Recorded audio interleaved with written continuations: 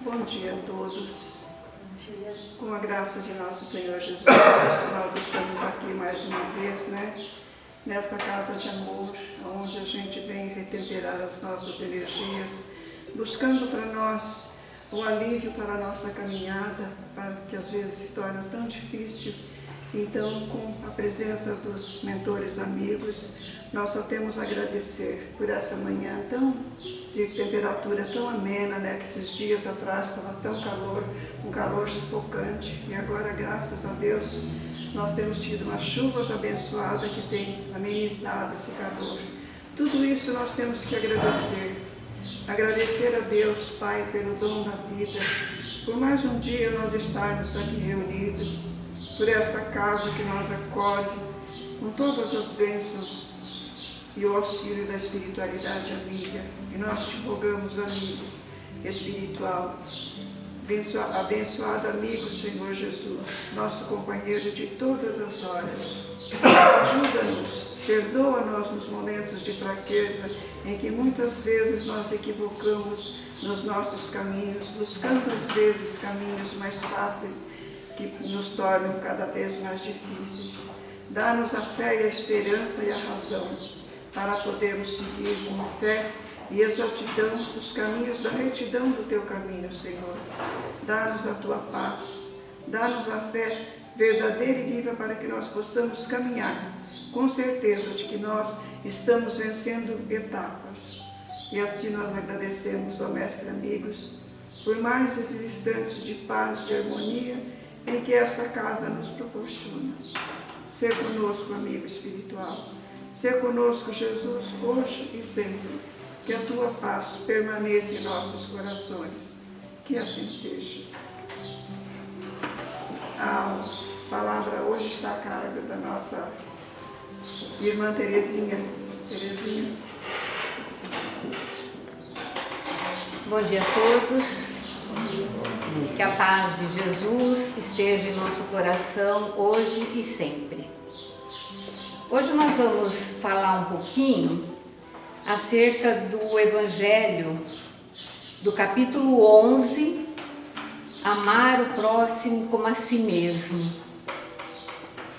Esse capítulo, na verdade, eu pensei nele por conta de um vídeo que eu vi, que a gente vai narrar daqui a pouco.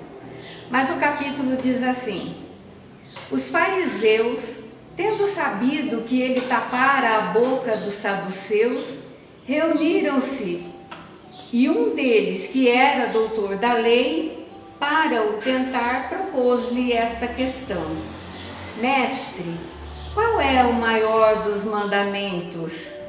E Jesus respondeu: amarás o Senhor teu Deus de todo o teu coração, de toda a tua alma e de todo o teu espírito.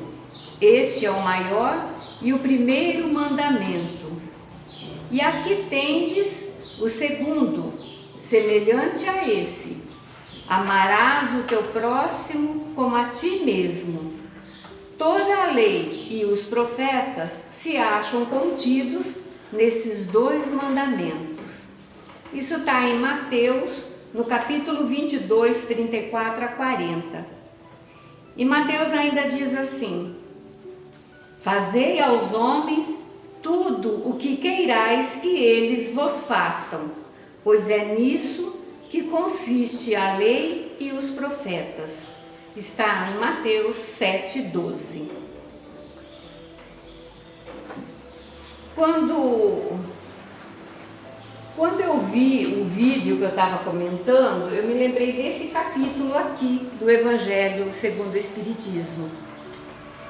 Eu estava, esses dias atrás, eu estava mexendo no celular lá e olhando lá na galeria de vídeo, porque o meu celular fica assim, daqui a pouco as suas fotos não aparecerão mais, porque está muito cheio, e aí você vai lá na galeria tentar apagar algumas coisas. E eu, mexendo assim, eu me deparei com esse vídeo. Esse vídeo é um trecho de uma palestra que Adelino da Silveira faz. Adelino da Silveira é um escritor e era muito amigo do Chico, né? Então ele vivia muito com o Chico em Uberaba, participava também assim dos trabalhos no centro em que Chico trabalhava. E nesse vídeo então ele narra uma história bastante interessante, e ele diz assim, que naquele tempo, quando as sessões do Chico se adentrava madrugada afora, então era assim, a fila era imensa de pessoas que ele tinha que ele ficava atendendo, conversando, orientando, né? E diz que então tinha um senhor que ele chegava sempre lá no centro e ele vinha assim com aquele passo vagaroso, né, meio trôpego.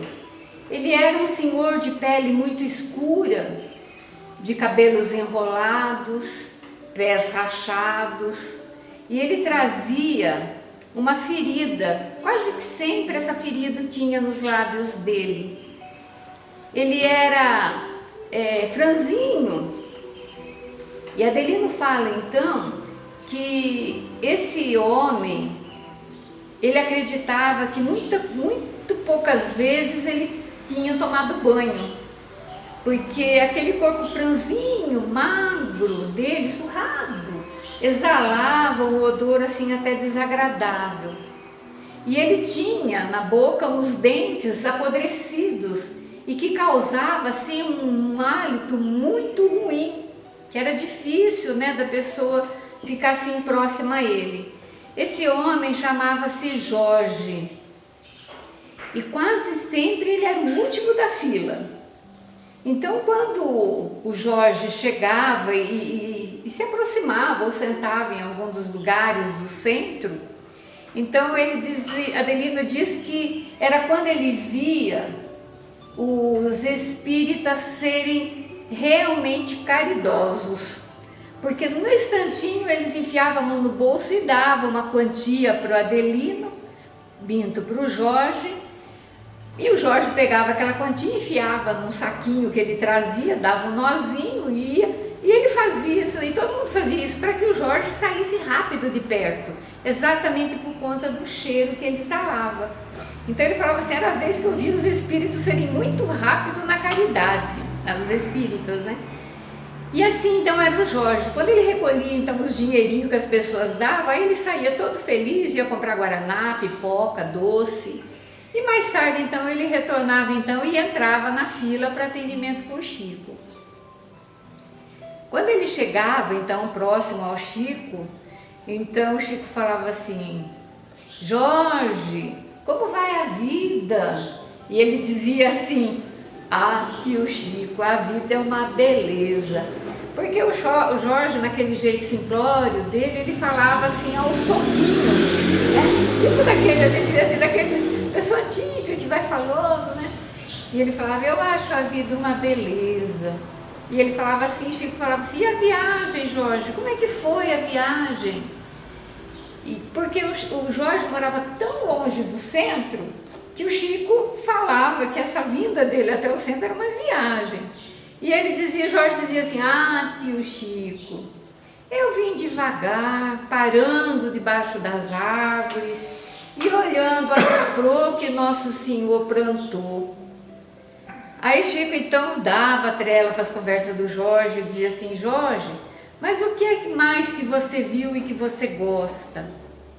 Ah, eu gosto do azul do céu, tio Chico, porque eu tenho comigo a impressão de que Nosso Senhor Jesus Cristo está me espiando por trás de alguma nuvem.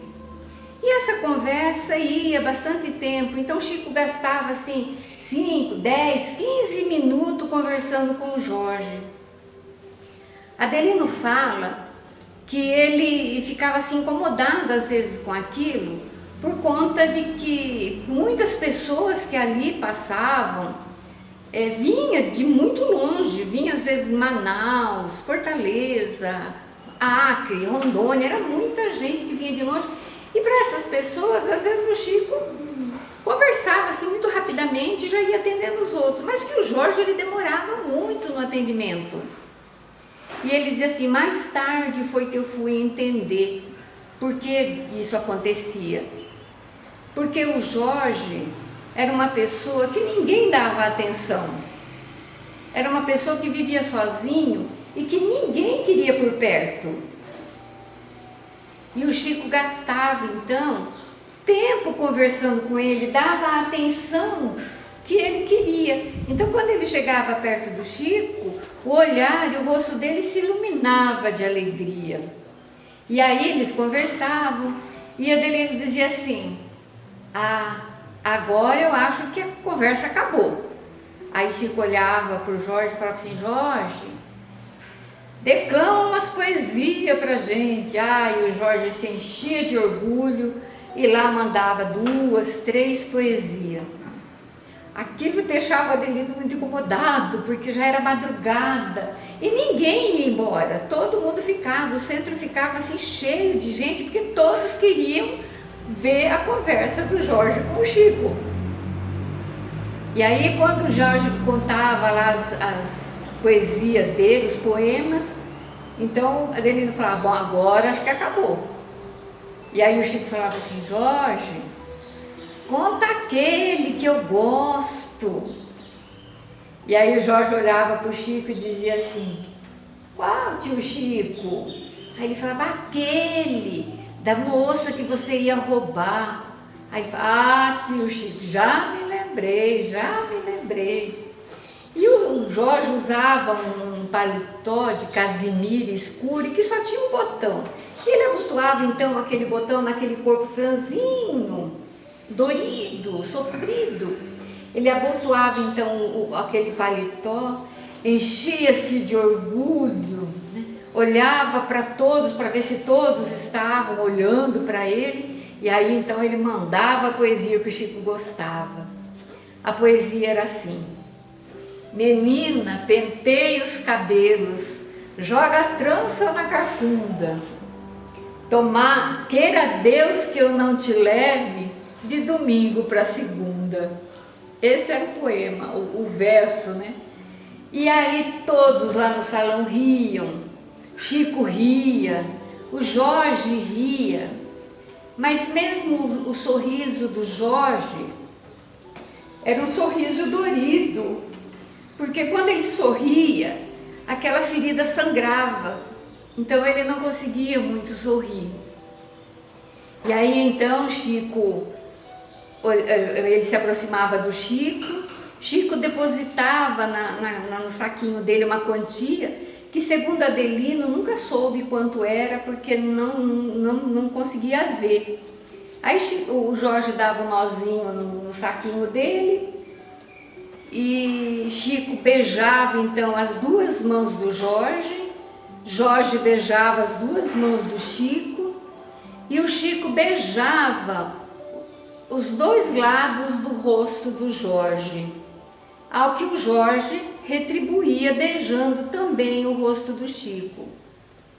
Adelino diz assim que o Jorge falava com o Chico quase dentro do nariz do Chico, mas que ele nunca viu e ninguém viu o Chico ter aquele movimento instintivo de recuo quando o Jorge se aproximava, e que muitas vezes nós temos, quando às vezes uma pessoa chega assim, a gente já faz aquela coisa e dá um passinho atrás, um recuo. O Chico nunca fez isso. E outra coisa é que o Chico também jamais se limpou na frente do Jorge, ou mesmo quando o Jorge já havia saído. Muitas vezes que na casa, quando eles já estavam na casa do Chico, é que algum dos companheiros ali presente, muitas vezes o próprio Adelino, pegava um pano úmido e limpava o rosto do Chico. E falavam então carinhosamente: nós vamos limpar o beijo do Jorge. Jorge desencarnou, diz que numa madrugada fria em Uberaba, esquecido do mundo, esquecido de todos, mas não esquecidos de Deus. Porque, segundo Adelino comenta nesse vídeo, e diz que o próprio Chico falou para ele que o próprio Jesus vem pessoalmente buscar aquele amigo. Ele se aproxima, recolhe daquele corpo envolto em pedaços de coberta, traz junto ao peito e levanta voo, levando consigo como se fosse o mais querido dos filhos. Então, quando eu vi esse vídeo, e eu até me emociono quando eu conto e quando eu vi o vídeo, porque assim, muitas vezes você vê uma coisa, você vê assim e passa. Mas quando uma outra hora é diferente, você olha assim, você começa a impressão a vivenciar tudo aquilo. Então, quando eu fui ver para tentar apagar algumas coisas, que eu comecei a prestar atenção nesse vídeo, eu me lembrei então desse capítulo, amar ao próximo como a si mesmo. George Herbert, ele diz assim: quem do outro se compadece, de si mesmo lembra. E é bem assim mesmo. Porque a gente só vai se compadecer do outro, ou a gente só vai se incomodar ou se importar com o outro quando nós passamos, às vezes, aquela situação. Nós valorizamos mais a situação do outro quando nós passamos determinada situação. Então, eu só vou valorizar a dor do outro a partir do momento que eu também senti dor, que eu sei como que é a dor. Então, no outro, ela vai me falar muito forte. E vai fazer então com que eu desenvolva ou eu tenha esse sentimento de compaixão, esse sentimento de amor mesmo, de querer, né, fazer alguma coisa, ajudar naquilo que a gente pode, porque a gente sabe como que é, a gente já vivenciou aquilo. E nós sabemos que toda a doutrina de Jesus, ela está fundamentada no amor e na caridade. Dois sentimentos que Chico conhecia e trazia muito com ele, mas que ainda tem uma carência muito grande em nós: o amor e a caridade. No Livro dos Espíritos, na questão 893, Kardec pergunta para os espíritos: qual a mais meritória de todas as virtudes? E os espíritos respondem: todas as virtudes ela tem seus méritos, porque todas são sinais de progresso no caminho do bem. Mas o sublime na virtude, ela consiste no sacrifício pessoal para o bem do próximo, sem oculta intenção. A mais meritória é aquela que está fundada sobre a mais desinteressada caridade. E aí a gente pergunta assim: mas interesse, deixar o meu interesse pessoal em favor do próximo, nem sempre fazemos, né? E olha, tudo isso daqui, gente, eu estou me achando, eu estou me colocando aqui, viu? Porque quantas vezes nós deixamos de visitar, às vezes, um vizinho, até um familiar ou alguém que às vezes está passando por uma dificuldade ou está com problema de saúde, e a gente acaba não indo porque eu tenho que fazer isso, eu tenho que fazer aquilo, eu não vou porque sempre tem um porquê, mas a gente não faz. Porque é muito difícil a gente deixar as nossas coisas pessoais. Por quê, gente? Porque o egoísmo ainda é muito forte em nós. Às vezes a gente diz assim: olha, não, eu não sou egoísta, eu não sou uma pessoa egoísta, ao contrário, eu acho que eu sou uma pessoa bem assim, capaz de ajudar. Mas nessa hora a gente vê que o egoísmo ainda fala alto no nosso coração. A gente não deixa, a gente não sai de nós em favor do outro ainda não. A gente pensa primeiro em nós, aí depois o outro. E não é esse ensinamento que Jesus deixou. E aí ele diz assim: olha, que a mais meritória é aquela que está fundada sobre a desinteressada caridade. Quando a gente fala em caridade, geralmente a gente já pensa assim, em dar alguma coisa material, em dar dinheiro, dar uma roupa, dar um alimento, né? A gente pensa isso. E eu até um tempo atrás, até o conhecimento mesmo da doutrina, eu achava que caridade era isso. E eu ficava muito bem com a minha consciência, porque eu dava sempre para quem pedia na porta. Mas muitas vezes, e não poucas, eu não saía da minha casa para ir ver meu vizinho doente. Que é aí que está a caridade. E aí essa questão vai nos remeter à questão 886, quando Kardec ainda pergunta para os espíritos: qual é o verdadeiro sentido da palavra caridade como entendia Jesus?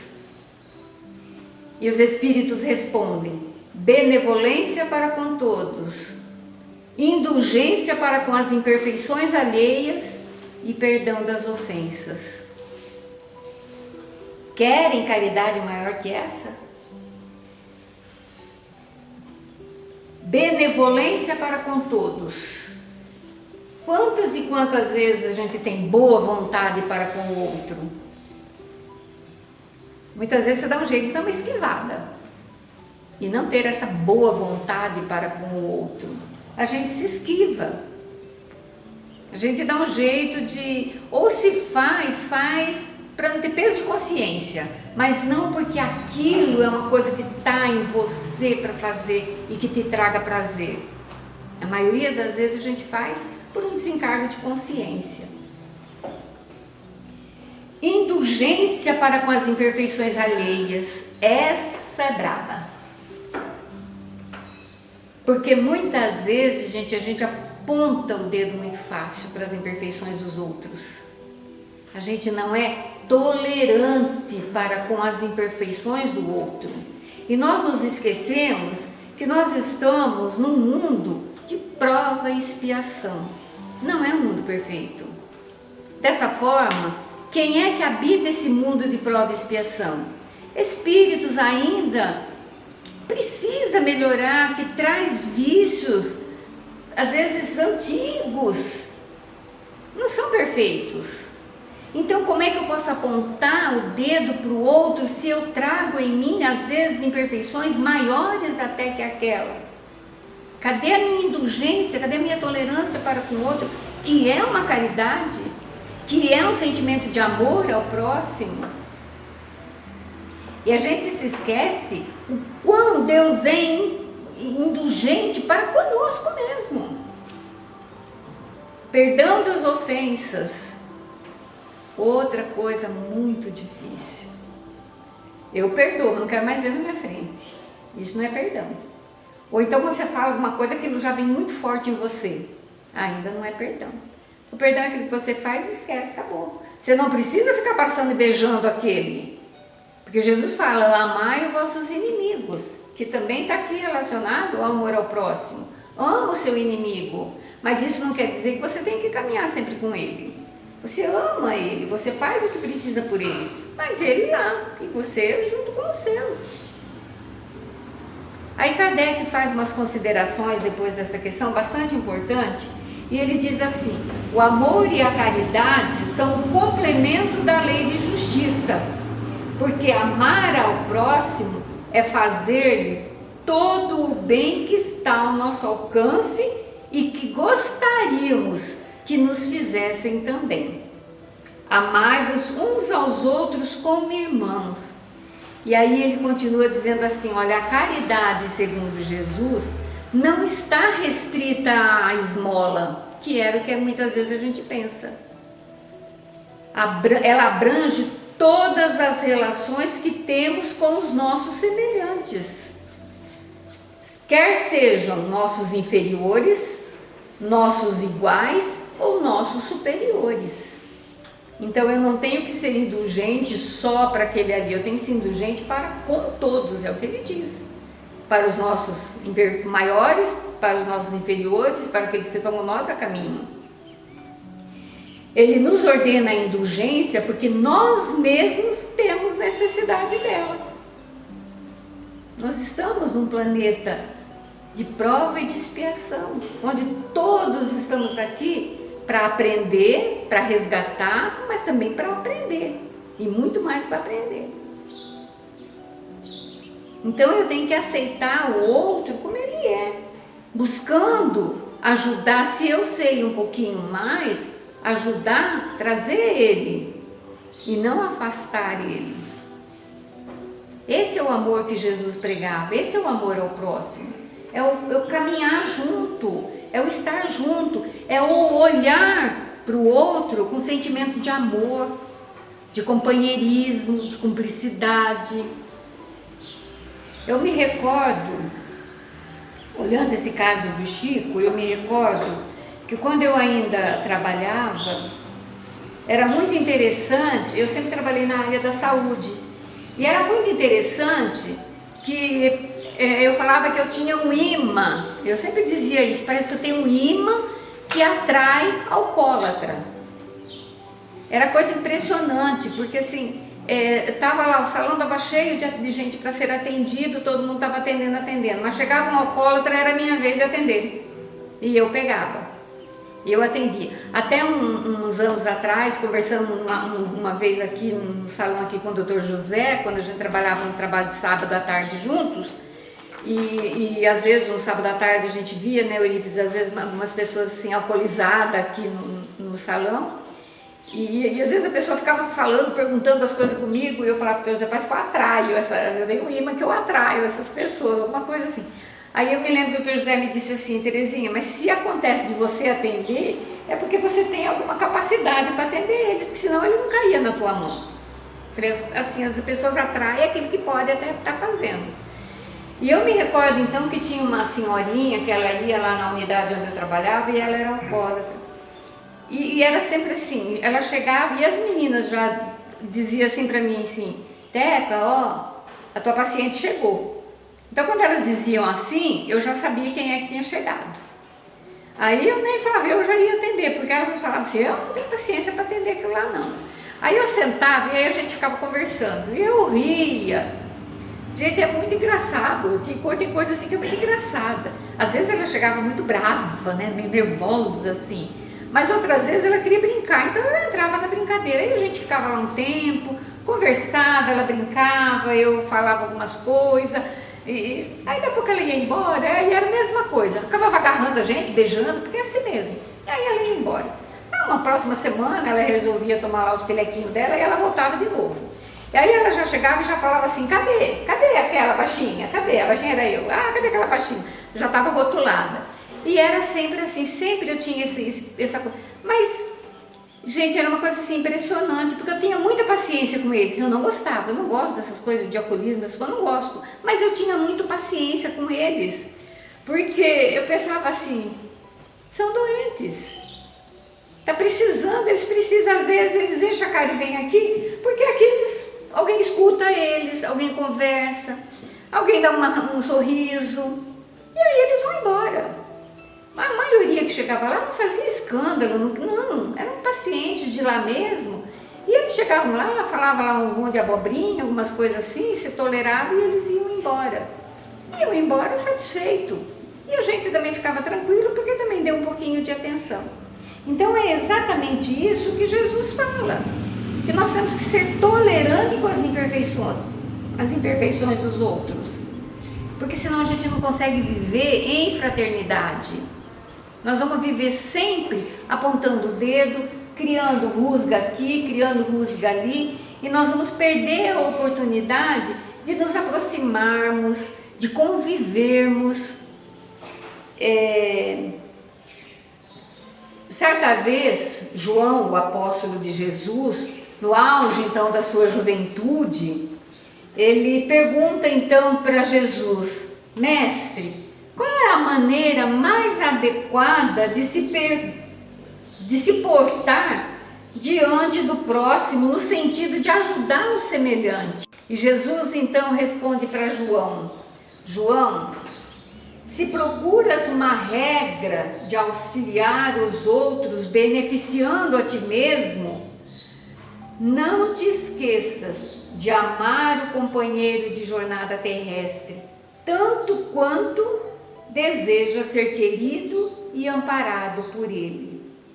É assim que a gente vai conseguir vencer as nossas dificuldades.